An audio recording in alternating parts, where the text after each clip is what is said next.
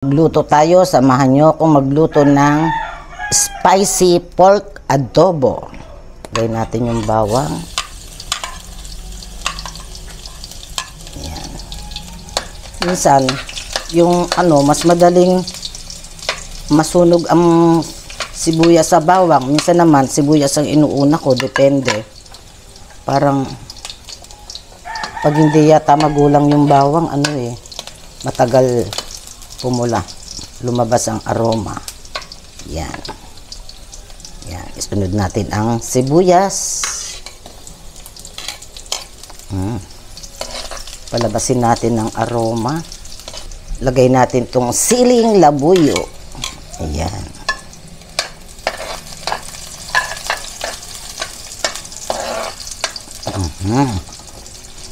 Yummy, yummy na. Then, isunod natin yung ating pork. Itong pork po part ng belly. Pork belly po yan.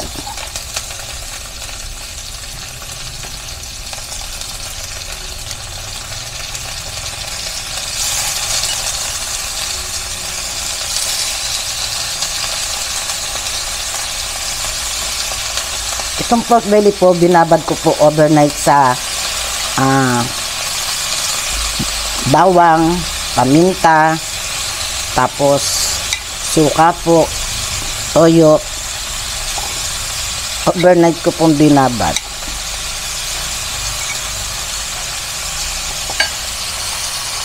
So, yan. Haluin natin. Hintayin po natin pumula. Yan, medyo brown na siya. Lagyan natin ng bay leaf. Tapos, yung pinagbabaran po, pinagmarinate, ibusan natin. Yan. At, dagdagan po natin ng pinakasabaw niya para sa pagpapalambot. Yan po. Yan, hintay po natin. Yan, medyo tuyo na. Tikman natin kung tama sa timpla. Umandar yung kawali.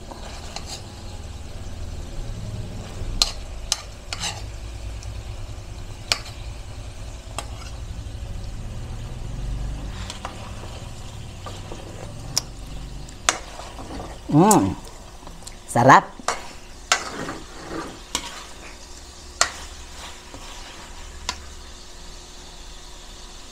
Hello po. Ito na po yung ating nilutong spicy pork adobo. Yan.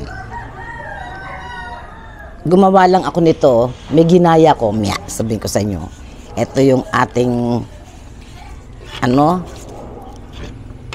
alam nyo ba, kaya ako binalot sa dahon ng saging. Ayan. Namiss ko kasi nung kumain ako sa Barrio Fiesta. Anong tawag nito? Na curious. Matagal ng panahon yon. Nung nasa Antipolo pa ako at maliliit pa yung mga anak ko. Nagtatrabaho pa ako dati sa Phil-Am Life. Kumain kami sa Curious ako, yung balot-balot? Binalot. Yan. In-order ko ngayon. Aba, etong nakita ko. Kaya lang yung egg nila hindi pa nakabalat, yung salted egg. Yan, salted egg po to. Tapos yung kamatis buo nilang nilagay. Pero ako hiniwa-hiwa ko na para hindi na ako mahirapan. Tapos yun nga, pork adobo. Ginaya ko, na-miss ko tuloy. Tapos yung kanin na binalot sa daon ng saging, na-miss ko pati. Ay, ang dami ko nami-miss. Kain po tayo. Maanghang to.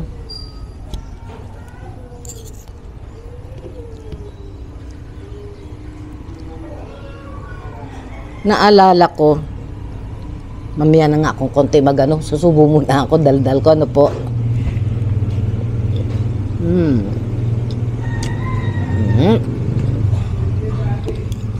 Salted egg.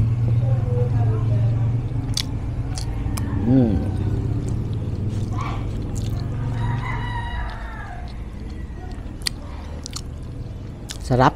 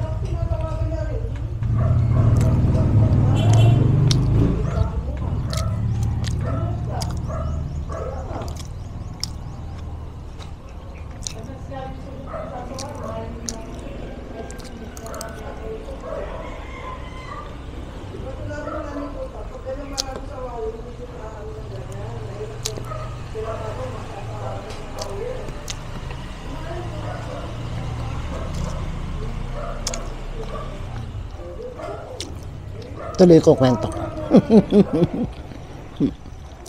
Ano, nung nandito na kami sa Bataan, kasi nung mag-asawa ko, stay ako Antipolo, doon ako nagkaanak, lahat-lahat. Tapos nung mag-high school na yung dalawa ko, umuwi na kami dito sa Bataan, na hometown ko, ganon.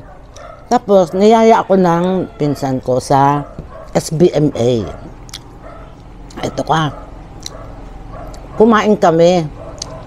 Pagtingin ko dun sa karatula ng resto, nakalagay binalot. Sabi ko, binalot? Sabi ko gano'n sa isip ko lang ha. Tapos, pagdating natin sa loob, pag-order na, mga nakabalot talaga yung yung mga menu. Kasama na ganito, kanin, ulam, magkakasama sa daon ng saging. Sabi ko, sa Barrio Fiesta ko unang unang natikman. Sabi ko, napalakas ang boses ko. Sabi ng mga pinsan ko, dalawang pinsan ko kasama ko. Sabi ng pinsan ko, "Tengo ka maingay." Siyempre, nagbanggit ba ng pangalan na wala sa loob ko. Yan. At totoo naman, doon ko unang natikman ng siguro, may kumain doon. Ayun.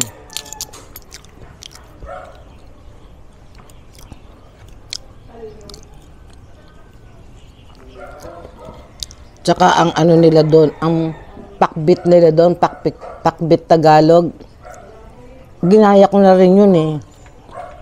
Iba. Kasi ang pakbit, maraming klase ng paraan ng pagluluto, pati gulay na ginagamit. Ako ganun eh.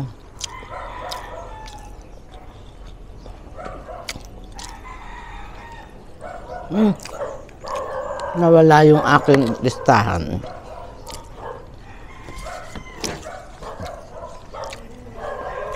May hinahanap ako.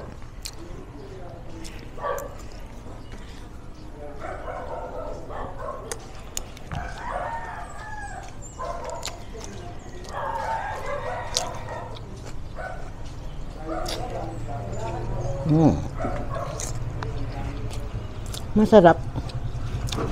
Talaga nakabal sa dahon ng saging.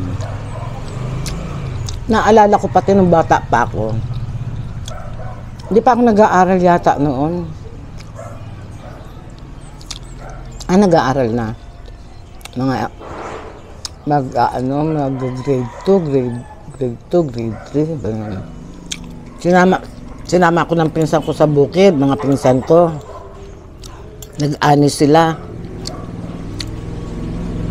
Kumain kami sa dahon ng saging. Ba't kaya gano'n, no? Sa probinsya, simpleng ulam, napakasarap kumain, lalo na pag marami kayo.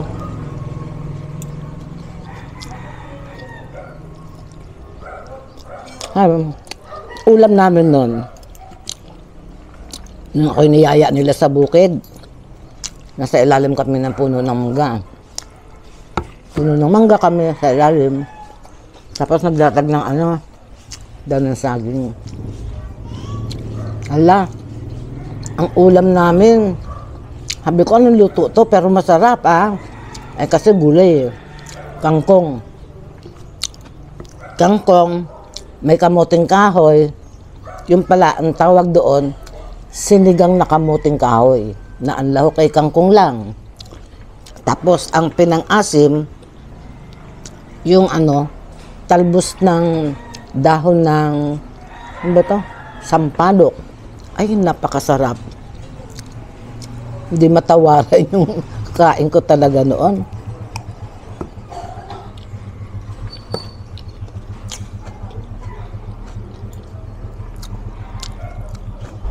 Tsaka dadaldal ko nito, ubos na tong kanin ko yata,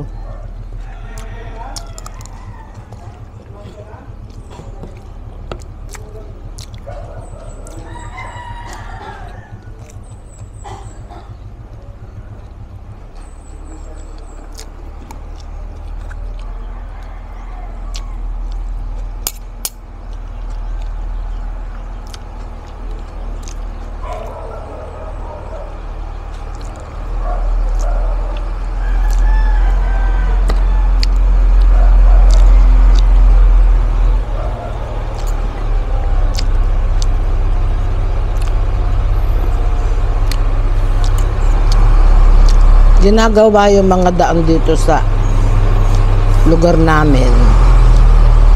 Ang lalaki ng truck na dumadaan.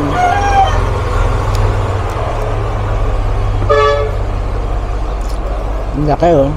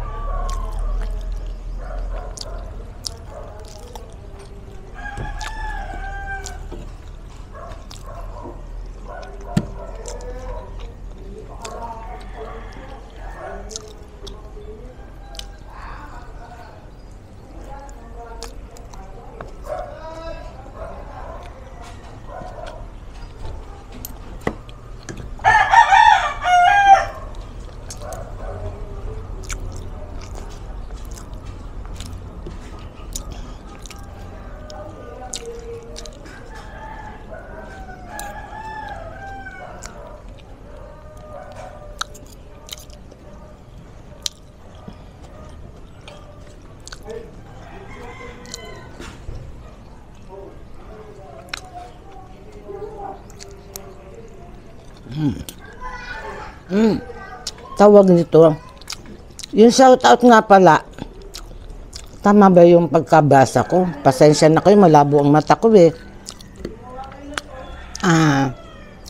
Shoutout kay kay Ines ba yun? Ines o Ines? Ines Azucena. Yan. Shoutout po, Ines. Ines or Ines Azucena. Yan po. Shoutout po.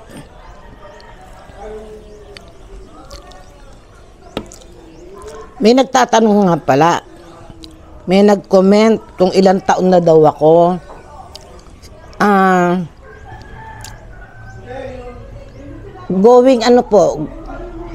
Going 71 this January. Next month, nabusog na ako.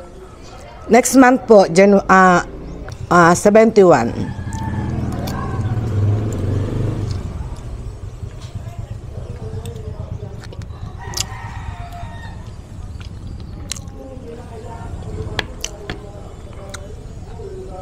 Wag po kayong mag-alala dun sa cholesterol ko na nabanggit ko. Okay naman po yun na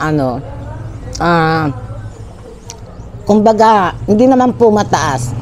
Kumbaga, malapit na siya, nasa border na po. Makukuha po yun sa lemongrass. hindi po kasi ako mahilig sa gamot. Nag-herbal lang po ako. Alam niyo po, pag may ubo ko, ang gamot ko, nagpapakulo lang ako ng malunggay.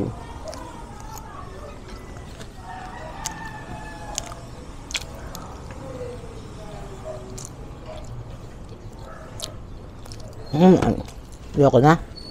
Nabusog na ako, dinigay na nga ako eh. Siksik yung aking kanin sa daon ng saging eh.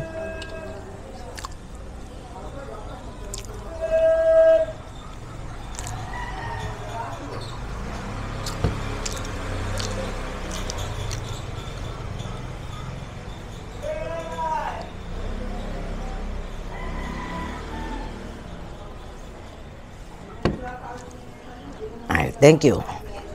Abusog na naman si Mama Tess. Ayan. Maraming salamat po sa mga subscribers. Ayan. Salamat din po doon sa mga baguhan na nag-subscribe. Maraming salamat po. At doon po sa mga hindi nag-skip ng ads po, napakalaking bagay po nun para sa akin po. Ayan. Bye-bye po. God bless us all po. Bye-bye.